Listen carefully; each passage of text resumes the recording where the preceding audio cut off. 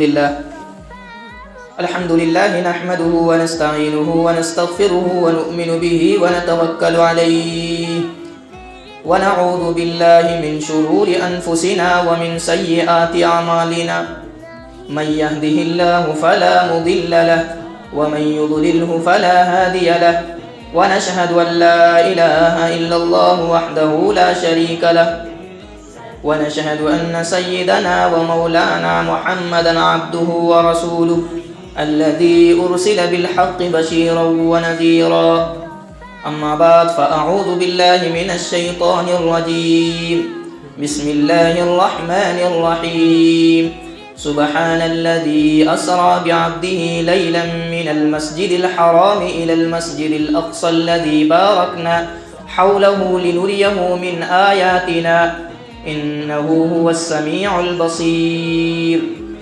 عن أبي هريرة رضي الله عنه قال قال رسول الله صلى الله عليه وسلم بني الإسلام على 5 شهادة أن لا إله إلا الله وأن محمد رسول الله وإقام الصلاة وإيتاء الزكاة وصوم رمضان والحج أو كما قال عليه الصلاة والسلام.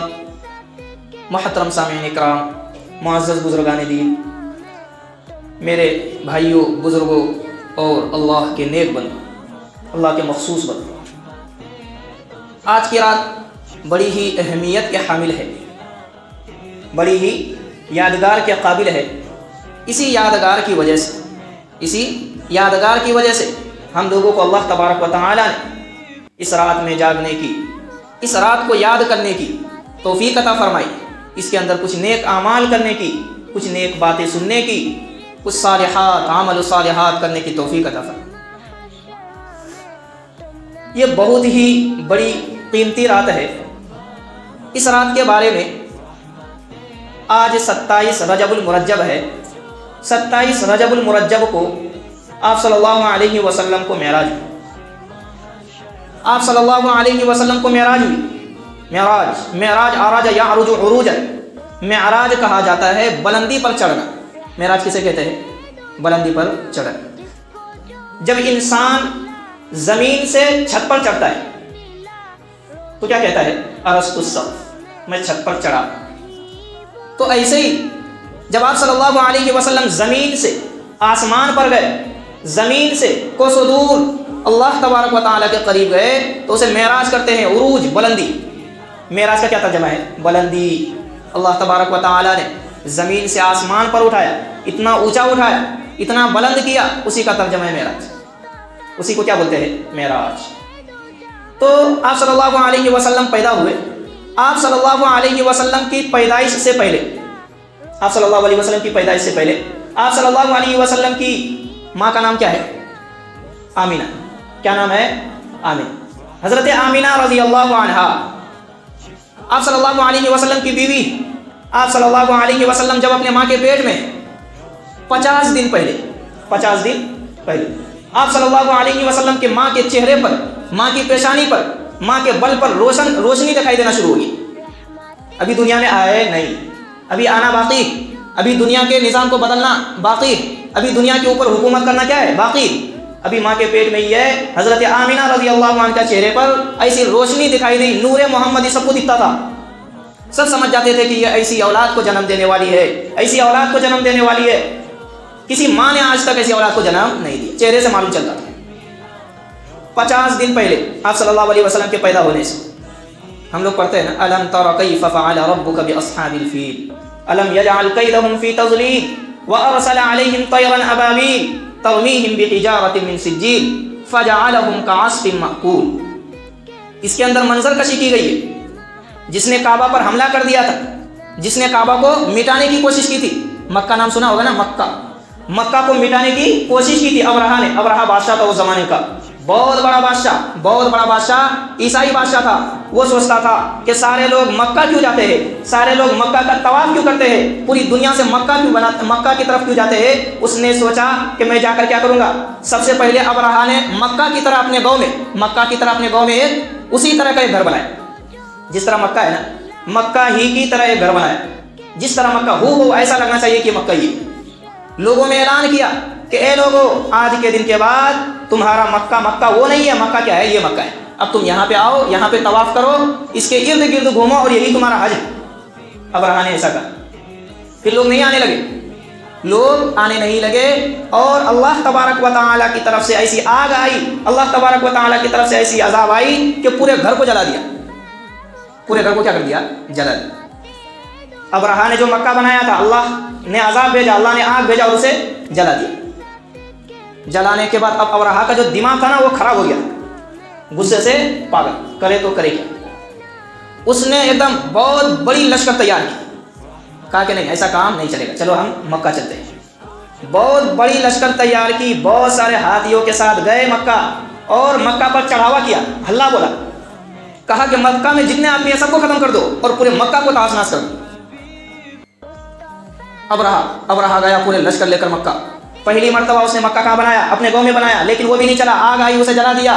اب دوسری مرتبہ وہ کیا کر رہا ہے کہ چل اپنی لشکر لے کر اس کو توڑنے چلا ہے مکہ کو، جو ہمارا قبلہ ہے، جو ہمارا پیشوا ہے، جس کی طرف ہم 5 وقت نماز پڑھتے ہیں، جس کی طرف منہ کر کے ہم دعائیں مانگتے ہیں۔ اللہ تبارک و تعالیٰ اس قبلے کی برکت سے ہماری دعا قبول کرتا ہے۔ وہاں پہ حج کرنے جاتے ہیں تو بوسہ لیتے ہیں، بوسہ لینے کی وجہ سے اس کی فضیلت ہے کہ جتنے زندگی میں گناہ ہوئے ہیں سارے گناہ معاف ہو جاتے ہیں۔ اسی مکے کو آج ابرہہ چلا ہے مٹانے کے لیے اپنے لشکروں کے ساتھ، ہاتھیوں کے ساتھ۔ اللہ کا بھی یہاں پہ تعجب دیکھو، اللہ کا بھی کرشمہ دیکھو، اللہ تبارک و تعالیٰ نے کیا کیا۔ ابرہہ طیرن ابابیل، طیرن ابابیل، طیرن کا معنی ہے پرندہ، ابابیل یہ پرندے کا نام، جس طرح چڑیا نہیں ہوتا کیا، چڑیا کا عربی کیا ہے؟ عصفور، ایسے ہی ابابیل چڑیے سے بھی چھوٹا پرندہ، چڑیے سے بھی چھوٹا پرندہ۔ اللہ تبارک و تعالیٰ نے ابرہہ کی لشکر کے لیے محمد صلی اللہ علیہ وسلم کے لشکر کو نہیں بھیجا، ابراہیم علیہ السلام کے ماننے والے کو نہیں بھیجا، کسی کو بھی نہیں بھیجا، بلکہ اللہ تبارک و تعالیٰ نے ان کے لشکر سے مقابلہ کے لیے، ان کے لشکر کو بچانے کے لیے، ان کے لشکر کو دبانے کے لیے کس کو بھیجا؟ ابابیل، ایک پرندے کو بھیجا۔ اور ایسی جھنڈ میں جھنڈ پرندے آئے آسمان سے کہ وہ زمین میں آتے تھے اور صرف منہ میں ایک کنکری لے کر جاتے تھے، اپنے چونچ میں بس ایک کنکری لے کر اوپر جاتے تھے وہ پرندے، اور وہاں سے وہ برساتے تھے، بس ایک ہی چونچ، ایک ہی کنکر اپنے چونچ سے برساتے۔ اور جس ہاتھی کے اوپر وہ گرتا تھا، اللہ تبارک و تعالیٰ اس ایک کنکری کو اس ہاتھی سے بڑا کر دیتا تھا، جس کی وجہ سے وہ ہاتھی زمین کے اندر دھس جاتی تھی اور وہ کچلا جاتا تھا۔ اس طرح کرتے کرتے پورا ابرہہ کا لشکر کیا ہو گیا؟ تباہ و برباد ہو گیا۔ جب ابرہہ نے دیکھا یہ چیزیں تو ابرہہ ڈر کے مارے بھاگ گیا۔ اس نے سوچا کہ کہیں میں بھی نہ مر جاؤں، اس نے سوچا کہ کہیں میں بھی ان پرندوں کے چنگل میں نہ آ جاؤں، وہ بھاگ گیا۔ علماء نے لکھا ہے کہ آپ صلی اللہ علیہ وسلم 50 دن باقی تھے دنیا میں آنے کے لیے۔ کتنے دن باقی تھے؟ 50 دن۔ جب یہ واقعہ پیش آیا، ابرہہ نے مکہ پر حملہ کیا، اللہ تبارک و تعالیٰ نے ابابیل پرندے کو بھیجا اور اس ابابیل پرندوں کے ذریعے ان ابرہہ کے لشکروں کو کیا کروا دیا؟ ملیا میٹ کروا دیا۔ علماء نے لکھا ہے کہ آپ صلی اللہ علیہ وسلم کے پیدا ہونے سے پہلے ہی آپ صلی اللہ علیہ وسلم معجزہ دکھائے۔ یہ آپ صلی اللہ علیہ وسلم کی برکت تھی۔ جیسے ہی ان لوگوں کو معلوم چلا کہ مکہ میں جا کر ابرہہ کی پوری لشکر ملیا میٹ ہو گئی، تو وہاں پہ اور بھی زیادہ مکہ کا نام ہو گیا۔ یہ آپ صلی اللہ علیہ وسلم کا پرچار ہو رہا ہے۔ کمپنی مال دینے سے پہلے کیا کرتی ہے؟ پرچار کرتی ہے کہ دیکھو ہمارا جو مال ہے اس سے یہ فائدہ ہوگا، اس سے یہ فائدہ ہوگا، اس سے یہ فائدہ ہوگا، اس کے فوائد گناتے ہیں تاکہ لوگ اس مال کو زیادہ سے زیادہ لیں اور زیادہ سے زیادہ اسے استعمال کریں۔ ایسے ہی اللہ تبارک و تعالیٰ نے آپ صلی اللہ علیہ وسلم کو پیدا کرنے سے پہلے ہی ابرہہ کی پوری لشکر کو، جو لشکر جرار مانی جاتی تھی، بڑی طاقتور لشکر مانی جاتی تھی، بڑی جنگجو لشکر مانی جاتی تھی، اس زمانے میں اس کا مقابلہ کوئی بھی نہیں کر سکتا تھا، آپ صلی اللہ علیہ وسلم کے آنے سے پہلے ہی اسے ختم کر دیا۔ پھر جب آپ صلی اللہ علیہ وسلم پیدا ہوئے، جس دن آپ صلی اللہ علیہ وسلم پیدا ہوئے اس دن بہت کچھ ہو گیا۔ اس دن روم اور فارس کا جو آگ تھا، مشہور تھا، وہ بہت زمانے سے آگ چلی آ رہی تھی۔ اس آگ کو کسی کو بجھانے کی کوئی ہمت نہیں تھی، کوئی بجھا بھی نہیں سکتا تھا اس آگ کو۔ اس کا عقیدہ تھا اس آگ کا کہ جو اس کے سامنے جو کچھ بھی مانگتا ہے، جو کچھ بھی اس کے سامنے اپنی فریاد مانگتا ہے، جو کچھ اپنی تمنائیں رکھتا ہے، اس کی ضرور وہ آگ اس کی تمنائیں پوری کرتا ہے۔ ایسی آگ اگر پورے لوگ بھی مل کر کے اس آگ کو بجھانا چاہے تو بجھا نہیں سکتے تھے۔ لیکن جس دن آپ صلی اللہ علیہ وسلم پیدا ہوئے، آپ صلی اللہ علیہ وسلم دنیا میں آئے، آپ صلی اللہ علیہ وسلم کی وجہ سے اس آگ کو بجھا دی، خود بخود بجھ گئی۔ وہ سارے فارس والے پریشان ہو گئے، کیا ہماری کیا ہو گئی؟ آگ بجھ گئی۔ لگ رہا ہے کہ دنیا میں کچھ بہت بڑا خطرناک مصیبت آئی ہے، جو زمانے سے چلی آ رہی تھی، جس کو بجھانا بہت مشکل تھا، ناممکن تھا، وہ آج خود بخود کیا ہو گئی ہے؟ بجھ گئی۔ فارس، روم، یہ جو ہے نا قیصر و کسریٰ، سب سے بڑے بادشاہ دنیا کے، قیصر و کسریٰ، روم اور فارس۔ قیصر و کسریٰ، قیصر یہ روم کا بادشاہ ہے اور فارس کا بادشاہ کسریٰ ہے۔ تو فارس کی آگ بہت مشہور تھی، وہ لوگ آگ پرست تھے، آگ کی کیا کرتے تھے؟ پوجا کرتے تھے۔ روم کے جو بادشاہ تھے، بادشاہ بیٹھے ہوئے تھے اپنے جلوہ افروز پر۔ بادشاہ کیا ہے؟ اپنی گدی پر جلوہ افروز تھے، بیٹھے ہوئے تھے آرام سے۔ جیسے ہی آپ صلی اللہ علیہ وسلم پیدا ہوئے، اس کی بادشاہت کے، اس کے محلات کے 14 کنکر نیچے گرے۔ کتنے کنکر؟ 14 کنکر۔ وہ پریشان ہو گیا کہ میرا محل تو ایسا ہے نہیں کہ جس سے 14 کنکر گر سکے، ہے نا، 14 کنکر گر سکے۔ وہ پریشان ہو گیا، اس نے نجومی کو بلایا جو بھوش وانی کرتا ہے، اسے بلایا اور اسے کہا یہ کیا ہو رہا ہے؟ تو اس نے کہا کہ آپ کی حکومت کیا ہے؟ خطرے میں، اب تمہاری حکومت گرنے والی۔ یہاں پہ کوئی ایسا آدمی آ گیا ہے، ایسا شخص آ گیا ہے، ایسا اللہ کا رسول اور بندہ آ گیا ہے جو تم سب کی حکومت کو ملیا میٹ کر دے گا۔ تو اس نے کہا ایسا؟ کہا کہ ہاں۔ کہا کہ اچھا تم صرف یہ کنکر گرنے کی وجہ سے تم اتنی بڑی بات کہہ سکتے ہو؟ کہا کہ ہاں کہہ تو سکتا ہوں۔ وہ ان لوگوں کو مارتے نہیں تھے نا، کیونکہ وہ پرسنل، جس طرح فرعون نے نجومی کو رکھا تھا، فرعون روزانہ اس سے پوچھتا تھا کل کیا ہونے والا ہے، تو وہ بتاتا تھا۔ تو موسیٰ علیہ السلام کے آنے سے پہلے اس نے بتایا تھا کہ آپ کی حکومت میں کون آنے والا ہے؟ ایک موسیٰ آنے والا ہے جو آپ کی حکومت کو ختم کر دے، ایک ایسا بندہ پیدا ہونے والا ہے جو آپ کی حکومت کو ملیا میٹ کر دے۔ تو ایسے ہی آپ صلی اللہ علیہ وسلم پیدا ہوئے تو فارس کی آگ بجھ گئی اور روم کے 14 کنکر گر گئے، اور مکہ میں 360 بت رکھے ہوئے تھے۔ کتنے بت رکھے ہوئے تھے؟ 360 بت۔ جیسے ہی آپ صلی اللہ علیہ وسلم پیدا ہوئے سارے بت نیچے گر گئے، خود بخود کیا ہو گئے؟ نیچے گر گئے، سارے بت 360 بت نیچے گر گئے۔ بتائیے آپ صلی اللہ علیہ وسلم کے آنے کی کیا ہے؟